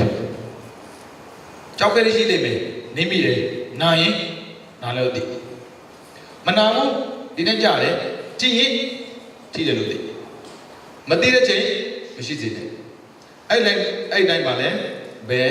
ပြန်လှမ်းဒါပေမဲ့တလန်းစာသွားမယ်တကယ်လို့မမိဘူးလားအမေဆောက်မတတ်နိုင်အဲ့တိုင်းရှူတဲ့ဆရာတော်ဘာဆုံးခံကြွတာလေသူကမြတ်သနာပါတယ်ရှိမလို့ဘူးတခါတယောက်ကကြည့်နေတာဒီဘုန်းကြီးဘာဖြစ်တာပါလိတိုးလိုက်နောက်ပြန်ဆုပ်လိုက်အရင်ကပြန်သွားတယ်မမိဘူးလေမမိပြန်ဆုပ်လို့ဒုက္ခရောက်နေလဲတာဘေးကကျင်းတော့ဒုက္ခရောက်တယ်ဘုမတော်ဒုက္ခတွေးနေတာရဟန္တာပြိမဲ့ကံမျိုးဒါကြောင့်သုံးလန်တွင်ရဟန္တာဖြစ်တယ်သဘောပေါက်တယ်နော်ဒီနေ့ကလည်းတကယ်အသေးစိတ်တယ်နော်အဲကြောင့်လေးလံမှုလှုပ်ရှားမှုတွေကိုကိုယ်အသိနေရမယ်လို့ပြောတာအော်နောက်ထပ်ခက်တဲ့နေ့ကတော့လာပြီဗျမသိမနေရဝိပဿနာရှုနည်းရှစ်ဖြားတဲ့ခါမှာရှုအောင်နေမကောင်းတဲ့ခါမှာရှုအောင်မှာယောဂဖြစ်တဲ့ခါမှာရှုအောင်မှာဒါလေးပါးတွေဖောက်ပြန်နေဆိုတော့နားလည်ထားမယ်တဲ့ပြီးရင်ဘာမှပဲထားမယ်စိတ်ကိုရင်ဝါမှာထားရင်ဝါမှာမထားအဲ့ဒါရင်ဝါမှာထားပြီးတော့မှတ်နေတယ်အော်တကူလုံးမှာရှိတဲ့ဝေဒနာအလိုလိုပေါ်လာလိမ့်မယ်မယုံရင်ဖျားကြည့်ဖို့ခက်တာဖျားတဲ့ပုဂ္ဂိုလ်ကအောင်မဆိုင်နိုင်ဘူးတရားမရချင်လို့ဝေဒနာနဲ့တရားမရချင်လို့ဝေဒနာရှာစရာမလိုနဲ့ပေါ်နေတာဝေဒနာတရားလို့မမှတ်ဘဲနဲ့ဘာများထင်နေလဲမသိသဘောပေါက်တယ်နော်သူကမှန်နည်းကအခုရှင်းနေရှိသွားပြီနော်မြန်သွားမှရမှာကိုရမယ်အချိန်ကြီးကတအားမြန်တာဟုတ်ဗျဟုတ်တယ်မလားအဲ့ဆိုတော့တနည်းကိုကျွန်တော်သိရပြောခဲ့တယ်အခုဖြားတဲ့ခါမှာဘုမထားပြီးမှန်းပါလေရေဝါမှာထားစိတ်ကိုရေဝါမှာထားရုံမှာတရုံမှာဘဲမှမလိုက်နဲ့ခြေထောက်တွေခေါင်းတွေလက်တွေမလိုက်နဲ့အောင်ရေဝါမှာထိုင်းနေတပြေးပြေးနဲ့နာရာကျင်နာရဲ့ထိစားတဲ့နာရာကျင်နာဝက်မှတ်နာရာကျင်နာဝက်မှတ်ပေါ်လာပြီးလဲပေါ်တယ်ပျောက်ရင်ပျောက်တယ်ပေါ်ရင်ပေါ်တယ်ပျောက်ရင်ပျောက်တယ်နဲ့အဲ့ဒါဥဒိယမရတယ်ပြီးတော့ဝိပဿနာရှုနည်းကိုဒါတော့ကုဋ္ဌာသားနဲ့ရှုတာဒါတော့ပြောသလားမလို့ဘူးပြအတော့ခက်တဲ့နည်းဘယ်စဉ်းစားလို့ကိုမရဘူးဒါမဲ့ရတဲ့ပုဂ္ဂိုလ်ကြီးတယ်လေဒီကြောတာသားမနေလေကေတာလောမတခဒါနတသောရဟန္တာဖြစ်ငါးလုံးနဲ့တသပင်စကကမ္မထံဆိုဒီကမ္မထံပြောတာကြားဘူးလားအဲ့ကမ္မထံတသပင်စကဆိုကြားဘူးတယ်မှန်တိကိုမသိဘူးအဲ့ဒါ30နဲ့ကုဋ္ဌာသားနဲ့ပတ်သက်ပြီးကျွမ်းကြံအောင်လုပ်ထားပါတဲ့ကိုကနေတော့7လို့ပြောနိုင်7ပေါ်ကိုဟောမယ်ဦးလို့ပြောရင်ဦးပေါ်ကိုဟောမယ်အထက်ဒီဝင်ဖို့တော့မလွယ်ဘူးလေတမာတိအသိကောင်းမှရမှာဟုတ်ဗျ30နဲ့ကုဋ္ဌာသားနဲ့ပတ်သက်တော့7ငွေညင်းခြေသက်လက်သက်သွားအဲ့ဒါ7ဆိုရင်7ပေါ်ခြေသက်ဆိုရင်ခြေသက်ပေါ်လက်ဆိုရင်လက်ပေါ်ကြာရင်ခန္ဓာမှာမမောစရာတစ်ခုမှမရှိတော့ဘူး30နဲ့ကုဋ္ဌာသားရေးပြီးထားပါတယ်7မွေညင်းခြေသက်လက်သက်သွားအရေးအသားအကျော်အယိုးယူရစ်ချစ်စီအညုတ်နှလုံးအသက်အမေးအပြင်းအစုပ်ဥမာဥသိအစာတဲ့အစာအုံနောက်သက်ချေတလိပ်ပြေးသွေးချွေးအစီခဲမျက်ရည်စီကြီးတွေနဲ့အစိတ်ကျင်ငယ်စုစုပေါင်း32နှစ်ကိုမှန်လိုက်တဲ့ကမ္မဋ္ဌာန်းကတန်းကိုပေါ်လာမယ်အပြောမှာပေါ့အာတုဝမဟုတ်လားဆိုကမ္မဋ္ဌာန်းကအာတုဝကမ္မဋ္ဌာန်းဆိုတာအကောင်ပုတ်ယူသွားမှန်ရတာအခုကခွဲပြီးမှတ်တာပုဋ္ဌာသကမ္မဋ္ဌာန်းခေါ်တယ်အဲ့ဒါကိုရှုပြီးတော့ရဟန္တာပြတာတော့ဒီကြောတာတာမြေအထင်ရှားဆုံးတယ်7ရတဲ့ခါမှာလေကေတာလောမနေခာဒန္တာတသောငါးလုံးလေးမြန်လိုက်တာညာကိုတို့များလေ32လုံးပြည့်တော့ကိုပြီးသွားပြီဘာပြောမှမသိဘူးညံနေတာပြောတာမရဘူးမထင်နဲ့ရတယ်။အော်အဲ့ဒီနေရာမလို့လားကိစ္စမရှိဘူးအပြင်ထွက်မယ်။ဗိဒ္ဓအပြင်ထွက်မယ်။ခုနကဆိုပြောခဲ့တာအားလုံးပါလေ။အစ္ဆဒအတွင်းမှာ လူတွေကဘာဖြစ်ပြောနေနေညာညာအပြင်နဲ့ဆက်ဆက်နေတာဖြစ်တဲ့လူပဲအပြင်လည်းဥစ္စာမှတ်ဖို့လိုတယ်။အော်ဝိပဿနာရှင်လေး30ဆိုမဲ့30 15မောအတန်အနက်ရတာပိဋိမှုတွေးအဲ့မှာစခုမြင်လာတဲ့ပတ်သက်ပြီးမှတ်တဲ့ပုံကိုယ်တွေကမြင်သမျှအရာကိုရူပါယုံအစင်းတော်လို့မှန်မျက်စိကဘာပဲမြင်တာလဲရူပါယုံကအစင်းမမြင်မှာနော်ဒါမှမဟုတ်တော့မှတ်တာအဲ့လိုမဟုတ်တော့သူငါမပါဘူးလားဖြောက်နိုင်အောင်ဖြောက်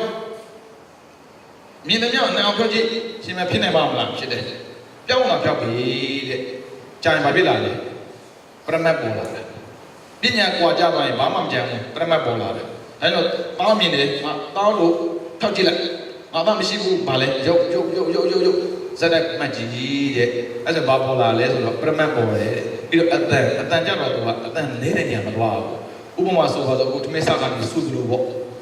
တမက်စာကနေစူးတဲ့အချိန်မှာအဲ့ချိန်မှာလည်းအတန်မှတ်ပြရတယ်အတန်ဇက်တက်ပေါ်နေမှာအတန်မှတ်လို့ရတယ်အတန်လုံးဝမပေါ်ဘူးဆိုရင်သူကခေါင်းအောက်မှာခံလက်ဝတ်ခံပြီးတော့နားထောင်ကြည့်တယ်အတန်ကြားနေအဲ့တန်ရဲ့ရင်းမှုကိုမှတ်ခိုင်းတယ်ဇက်တိုက်မပေါ်ဘူးလေသူက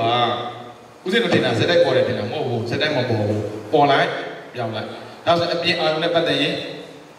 ရူပါယောတတ္တယောဂန္ဓာယောရတယောခောတ္တပါယောပြီးတော့ဓမ္မယောဘယ်နှပါလဲ6ပါအောက်ပြီးနောက်တစ်နေ့ကဣရိယာပဋ္ဌာဣရိယာပုဆိုတာကဒါကမဟာစီဆရာတော်ဒီပဲဗျမရမှာဆိုလို့မဲညံဟိုညံအရာလွယ်ဆုံးဦးဇင်းစချောင်းမှာထားပြထားတယ်ပူရင်ပူတယ်ဖောင်းရင်ဖောင်းတယ်တချို့ပြောတယ်ဒီနေ့ကတဲ့ဘုရားဟောမပါဘူးတဲ့ဒါဣရိယာပဋ္ဌာပပခေါ်တယ်ဣရိယာပဋ္ဌာပပဆိုခန္ဓာကိုယ်ဣရိယာပေါ်လှုပ်ရှားသမျှကိုသိတာကတန်ပစင်ညာဒါကြောင့်ပူရင်ပူတယ်ဖောင်းရင်ဖောင်းတယ်ပိန်တယ်ဒီမှာဆရာတော်ဆိုရင်တော့ဘိုင်းမှာထားခိုင်းတယ်လေဖောင်းတယ်ပိန်တယ်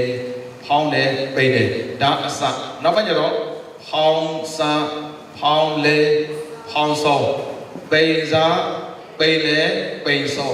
အဲ့ဒါကဘာဆိုဣရိယာပဋ္ဌာဣရိယာပုရဲ့ပုံစံကိုမှတ်နေတယ်။အော်နောက်ကနေလိုက်သိတာကတန်ပစင်ညာသူကတဏှိပါလားတကယ်ကပြောတာတဏှိတဲ့တင်တာမဟုတ်ဘူးဖောင်းတာပိန်တာမှတ်တာဣရိယာပဋ္ဌာဖောင်းမှန်းလိုက်သိတာပိန်မှန်းလိုက်သိတာကတန်ပစင်ညာဒါကနံပါတ်16ရှုနေပါတဲ့ဒါဆိုရင်1နဲ့16မှတ်မိရပါပြီနော်အဲ့ဒီအပြည့်မှလား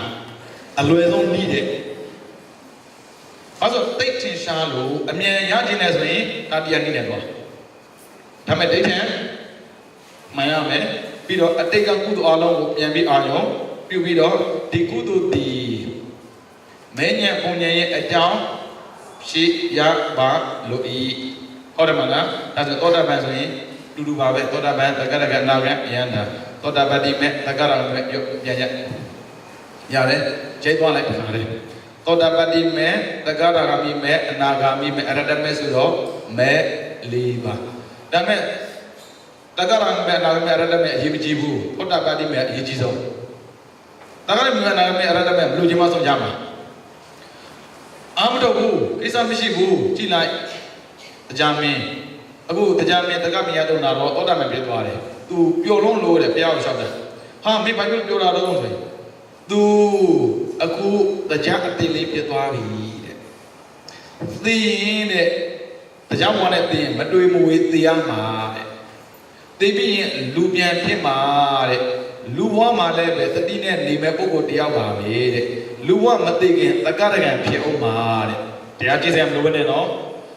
လူဘဝနဲ့တက္ကရကံဖြစ်အောင်မှာတဲ့အဲ့လူဘဝသိရင်တရားပြန်ဖြစ်မှာတဲ့အဲ့တရားဘဝသိရင်အာဝိဟာအာတ္တဘာသုဒ္ဓတာသုဒ္ဓတိတရားဘဝနဲ့မသိခင်နဲ့မှအနာဂတ်ဖြစ်မှာလေ။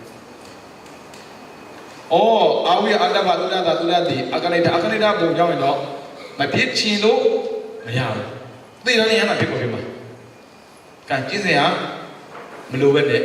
ရပါလား။ကျင့်စရာမလိုဆိုတော့သိစရာမလိုလို့မထင်နဲ့ဒီလိုထိုင်မှကျင့်တယ်လို့ထင်တာမဟုတ်ဘူး။သိတော့သိရတယ်။ရေတံမှာဟိတုဘဝနဲ့သိသွားတဲ့ပုံစံမျိုးပေါ့။ဒါတော့သိတဲ့ကျင့်စရာလိုသေးလား။ လို့တိတန်ချင်းဘုရားသောတာပန်အခုသောတာပန်ဖြစ်နေသိပြီလား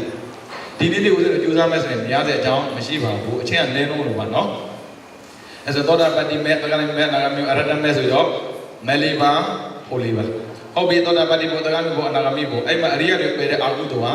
ဒီဩတာမဲ့ပြမယ်ဆိုဒီတိကတတန်ပြုတ်လေးပါနဲ့ဝိသေကစားတယ်ပါဘာကြောင့်လဲဆိုတော့သူကအာနိမိတဝိမောက္ခနိဗ္ဗာန်ကောင်စဖွင့်တဲ့ပုံပုံလို့သူကဒီတိကတတန်ပြုတ်ငါဆိုတာမရှိဘူးငါသားဆိုတာမရှိဘူး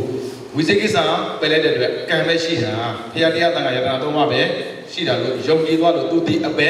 မချတော့ဘူး။အော်နံပါတ်နဲ့တက္ကရာဖြစ်တဲ့အခါမှာကျတော့သောတာပန်ပယ်တဲ့အာဟုတုကိုငြိမ်းချမ်းစေတယ်။နာဂံပယ်မဲ့အာဟုတုကိုပါစေတယ်။နာဂံကဘာပယ်မလဲဆိုတော့ဒေါသမှုစိတ်နှစ်ပါးကိုပယ်တယ်။လုံးဝဒေါသမထွက်တော့ဘူး။ဒါမဲ့လို့ဆိုမို့ကာမရာဂပယ်တယ်။လူနဲ့ပြန်မဖြစ်ဘူး။ဒါကြောင့်တရားမင်းဟာဒီခါလေးမှာအနာဂံဖြစ်တဲ့အတွက်ကာမဘုံကနေလို့မရတော့သိပြီကွာဘယ်တော့မှလည်းဓမ္မပြေကွာအဲ့လိုမျိုးနောက်တဲ့ယဟန္တာဖြစ်ပြီဆိုရင်တော့ဒီတက္ကရာဝိပယုတ်၄ပါးဥဒိစ္စတပါးဒီတက္ကရာဝိပယုတ်၄ပါးဆိုတာကခန္ဓာကိုဖန်တီးပေးတာဟုတ်ဗျ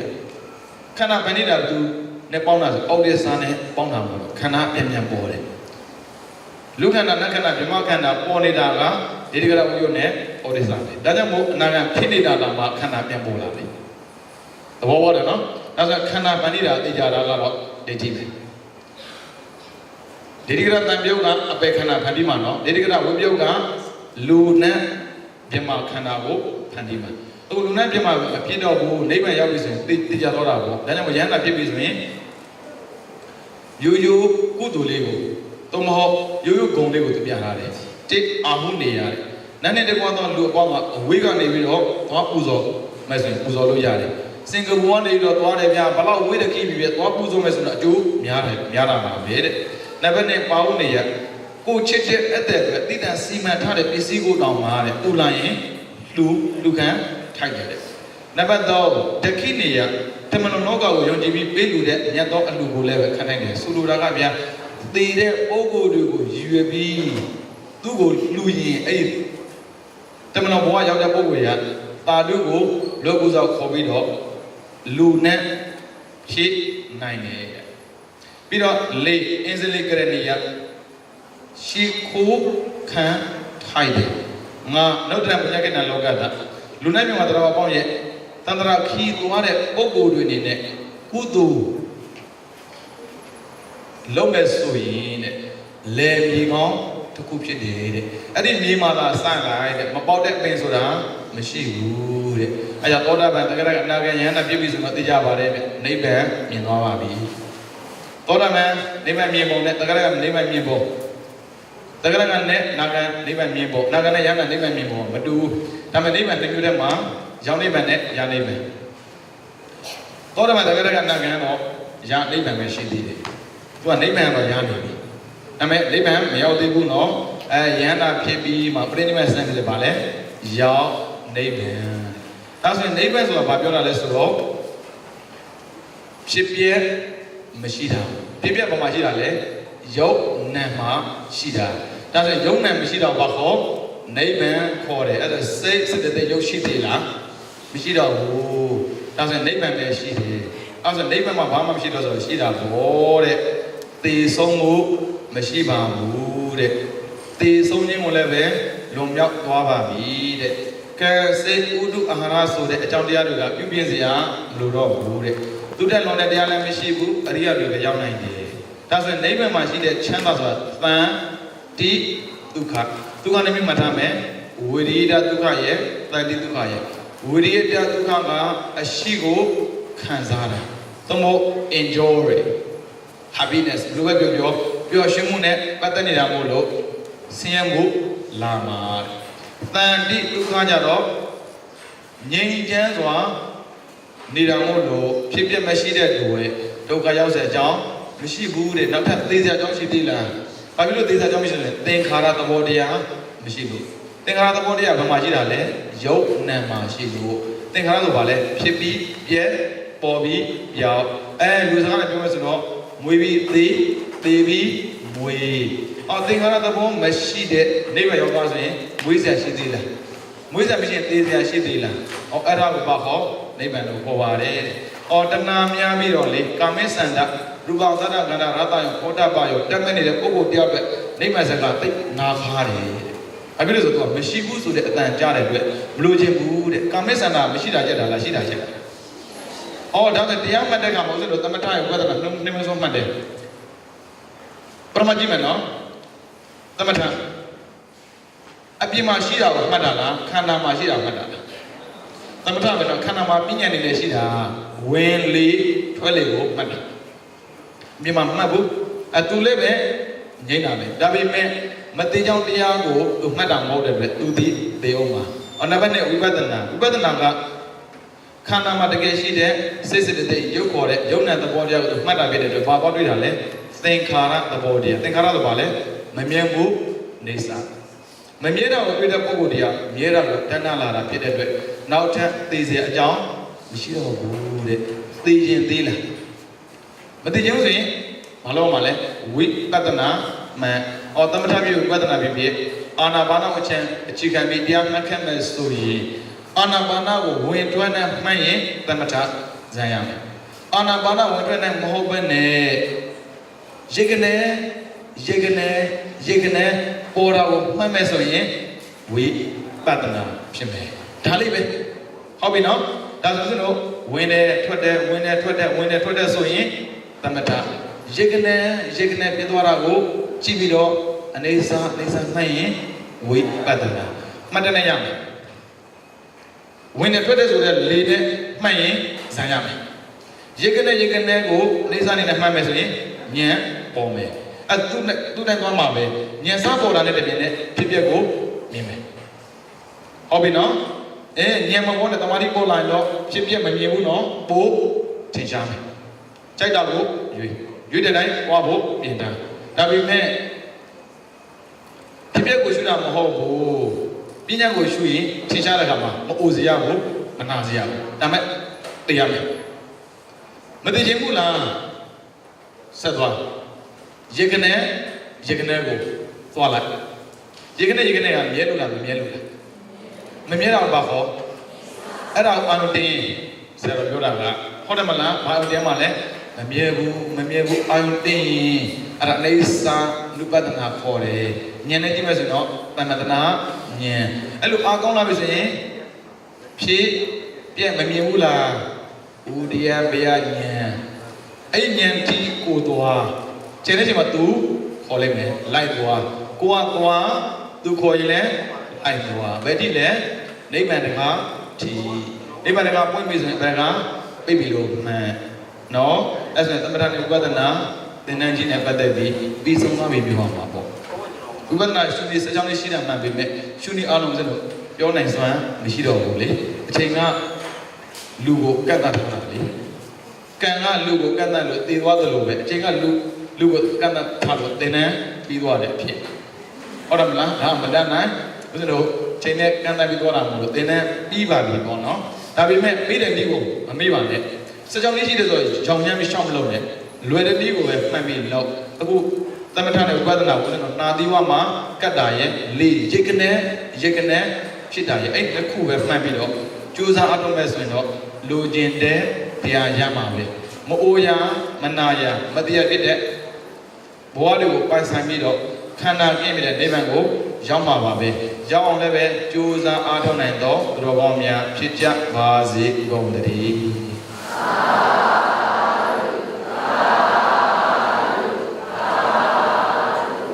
ကဲဒီနေ့စနေတယ်ရုပ်လိုက်ပါ